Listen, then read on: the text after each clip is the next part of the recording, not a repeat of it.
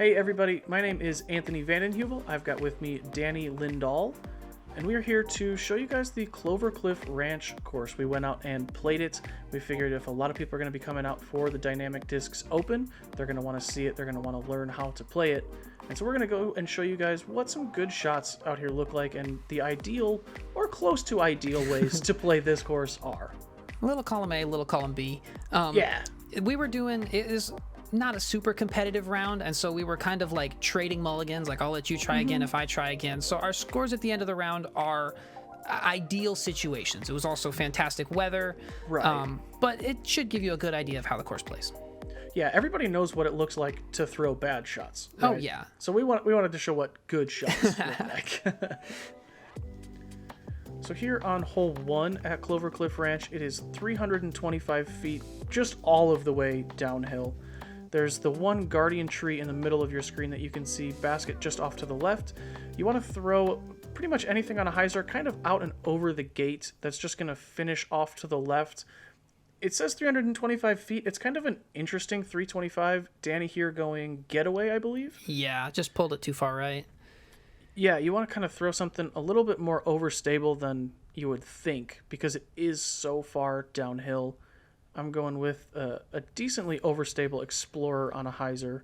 I feel like it's 325 straight, and then it goes downhill. So you kind of got to throw it straight to the shot shape and then let it fade. So it's an interesting shot for sure.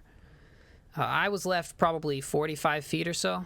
The danger off the tee really is the creek short or fading out left, which is common because it's downhill. So Right. really you just got to push it straight and then let it fade. Yeah, the safe shot is to just push it wider than you think and then just miss your putt. So easy 3, super routine 3. Hole 2, par 3, it says 332 feet just right there in front of you.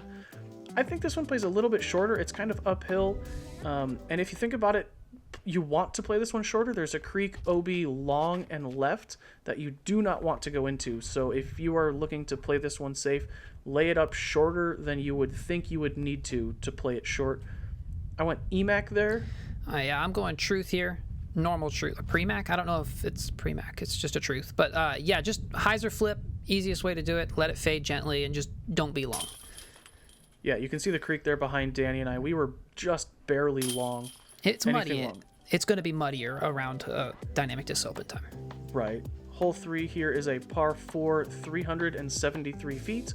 Wide open. You can see the basket on top of that Kansas mountain there. Some rocks and stuff along the way. The ideal tee shot is to just get far. It says 373, but it plays close to 100 feet longer than that because it is so uphill at the end. I crushed this one. We had a headwind, but I crushed this. This is a Fusion Raider, and it's still like 80 feet short. Right. Yeah, it is. Once you get up to the top, it does level out, so there's no drop off or anything behind. I'm going Raider again and just burned it a little too much. You kind of want to throw a more understable disc than you would think uphill too. Right. Just so it doesn't fade back down to you. Yeah, I've probably got about 100 feet, but I threw that with about 200 feet of power just to get up there. It's because it's straight up. I'm going Warden here, just pitching up, and you can kind of let it stall out just once it reaches the top of the hill. And we were both parked, so just tapping in for threes. Hole 4 is a par 3, 406 feet. There's that tree on the left there, and there is kind of a ridge short that you want to clear.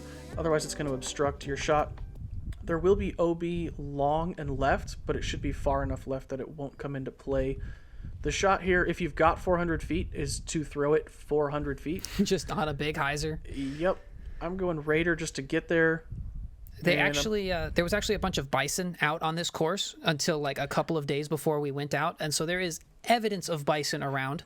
Correct. They will be much less evident around Dynamic Disc Open time. You will know that we played around the time of bison, not when you get here. Yeah, we both Danny just threw Raiders there. Yep, yeah, you pushed a little bit farther than I did. I'm probably 40. It's weird because it looks like it plays downhill, but it actually plays exactly as far as you'd think. Yes, yeah. Good 2 there for Danny. Thank you. Hole 5, par 4, 536 feet. You've got to clear this little rock wall if you throw extremely low, and then it's pretty wide open for probably about the first 400 to 430 feet. Then there is a creek that you have to clear. You can see it there into a tight island green. And the play on this one is not to throw it as far as you can. As you can see here, Danny's demonstrating, you want to get more left. The farther left that you get, the more open your approach will be. If you just throw it straight towards the basket, you're going to be pinched off. You want to throw something on a hyzer. Danny went getaway, I believe. Yep. I mean, if you have 536 on a hyzer, you can absolutely just blast a hyzer and get there, and you'll probably be safe if you clear the creek, because the creek has that big drop off. You'll probably get to the green at least, but the chances of hitting those branches and being in a terrible spot are very high. So yes, it's risky, but I think the play is just to pitch out to the left, and then this upshot is so much more open than anything if you end up going straight. Yeah, you could see mine was fairly pinched, and Danny just had a straight warden at it. You just want to get there and make your putt. Corner pocket. A little cleaner of a putt than that, but, no pictures. I decided not. Nah. Hole 6, par 3, 295 feet. There's a couple different options here. There's not too much danger. There's a straight shot. There's kind of that baby hyzer between the trees, and I'm going to try and show the wide outside hyzer.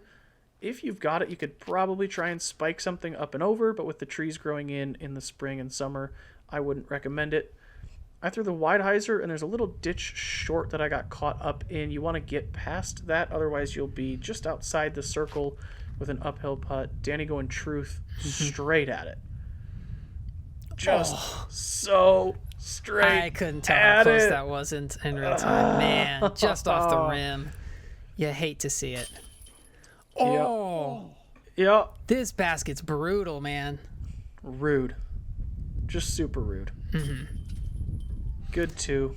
This could is have a been fun a super hole. cool one. You can throw anything at it. I like that. Yep. Hole 7, par 3, 280 feet.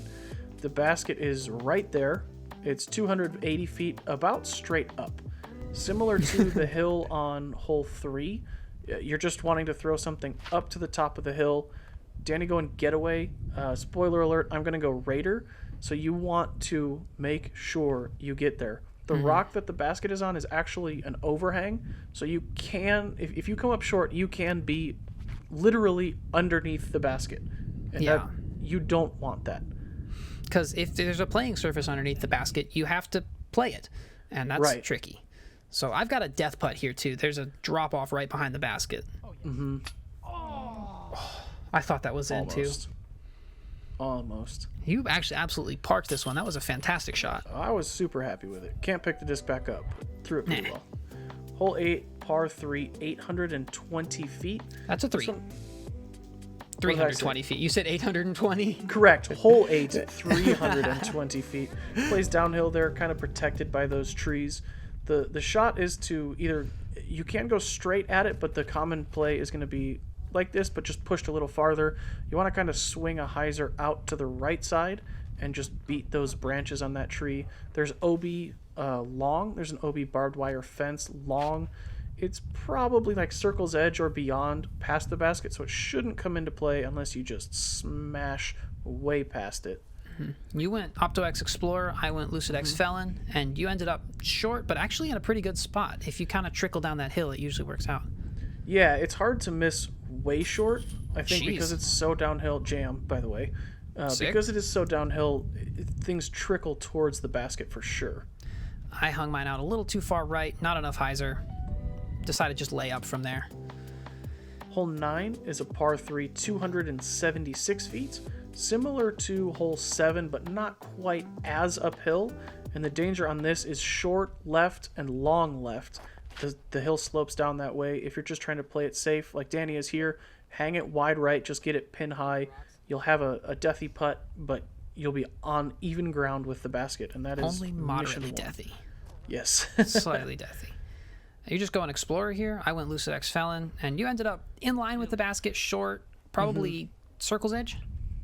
Yeah, about. It felt much longer because it's so uphill for sure. Yeah.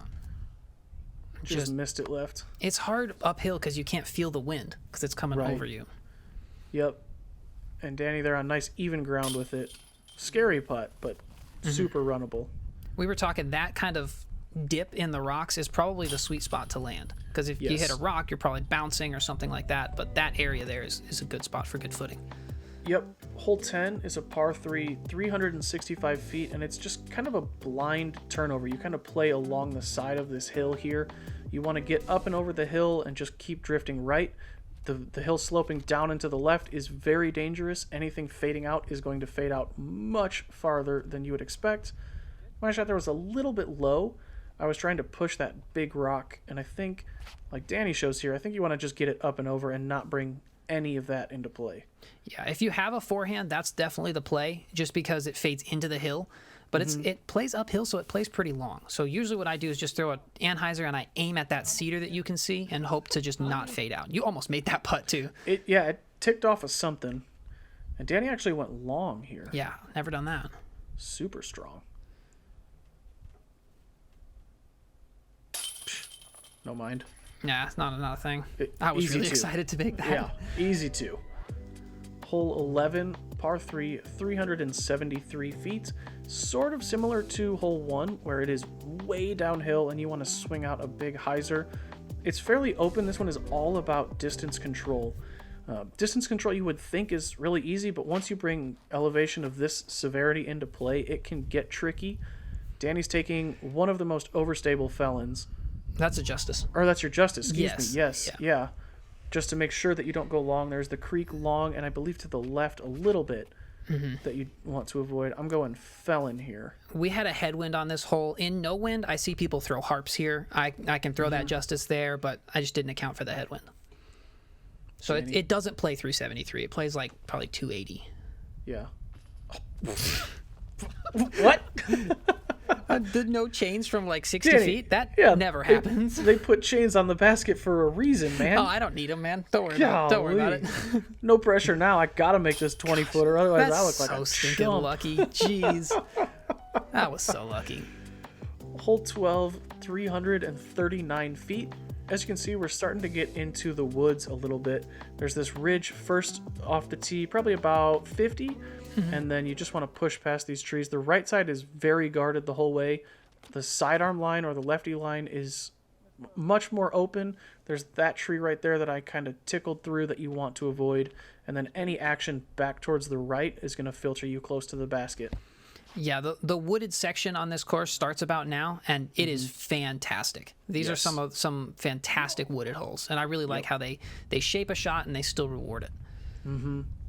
Yeah, I was just a little bit outside the circle here.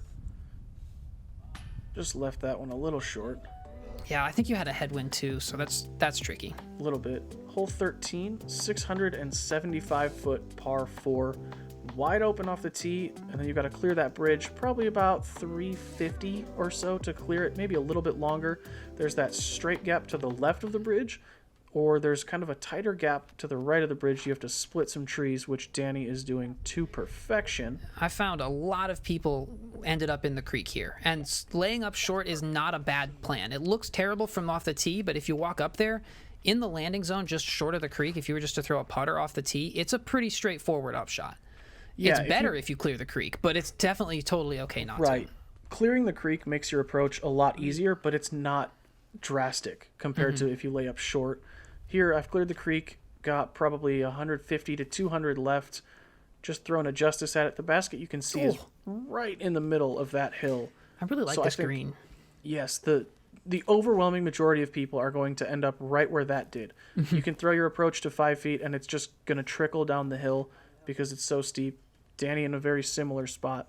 Leaves you about 15 feet uphill. Yeah, this one of the coolest holes on this course, just because 100%. It's a challenging tee shot, but it's fair. It's a tricky par 4. I really like it. And even if you don't have the distance, like you said, off the tee, you can still 3 this. You can lay it up and 3 this for sure. Hole 14 is a par 5, 672 feet. Super snaky through the woods. You've got a little gap here that you want to clear and then get probably about 300 to 350 until you get to the super dense woods. I'm going Maverick here just to get it straight, get it through the gap. A little bit of right finish is okay, but you don't want to push it too far to the right. We thought that was short, but that ended up being like the perfect distance. Right. Danny also going Maverick. it just lined you up perfectly with the tunnel, which is very tight tunnel to get to the next the basket yes. Tunnel in quotes. You can see there's kind of a walking path that you can make out towards the right-hand side of the screen. That's where I'm aiming at. That's where up to the basket. Out of my hand, I thought this was it. I thought I nailed it. Just a little short. Scared the squirrel.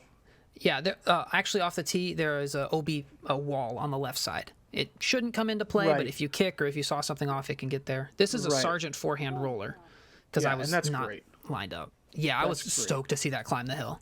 Yeah, basket is just up on top of the hill. Really, your second shot, you want to get through as much of those trees as you can. And then on your third, just hopefully get up towards the basket and give yourself a putt. Danny peeking over the hill. Oh, I thought I made that one. Just a little bit short. That's a great 4 if you get it. On to hole 15, par 3, 320 feet. Similar shot shape to, I believe it's hole 13, or maybe it's hole 12, where you want to throw the sidearm line is definitely more open, but it's a low ceiling. So to get across the creek plays very, very far. Do not be deceived by this. It says 320. To get to the basket with that low ceiling and the creek, you need to throw it a lot farther than you would a 320-foot shot. Danny went sidearm, came up a little short. I learned nothing, and will also go with the sidearm. You threw yours a good bit harder than me, though. Right. And we were playing it with the water as the OB because that's what the T sign was, and you're actually safe on the other side. Barely. I was in the Dynamic Disc Open. There'll probably be a painted line or something there, but for what we were playing, you were safe, so you could meter in and have this for 2. Hey, jam sesh. Got there. We brought bringing it back. Bringing it back to 1. They're putter capris today. It was warm. Hole 16 is a par 3, 355 feet. How straight can you throw a disc? This tunnel is maybe 12 feet wide left to right.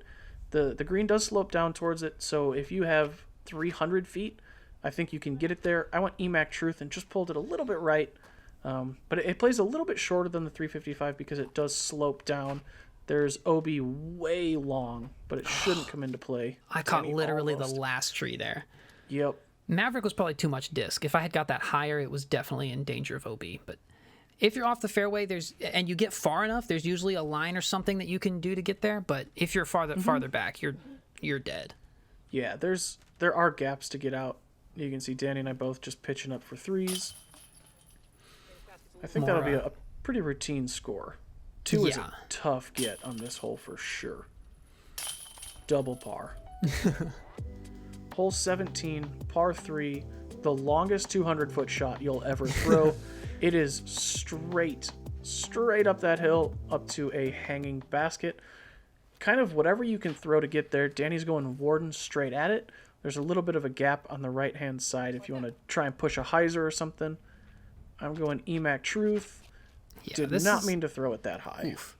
This is a hole you can really get creative on, right? You can throw thumbers, you can throw forehands, backhands, probably not rollers, but you can kind of throw whatever shot you see through the trees, and maybe it'll get there. Yep.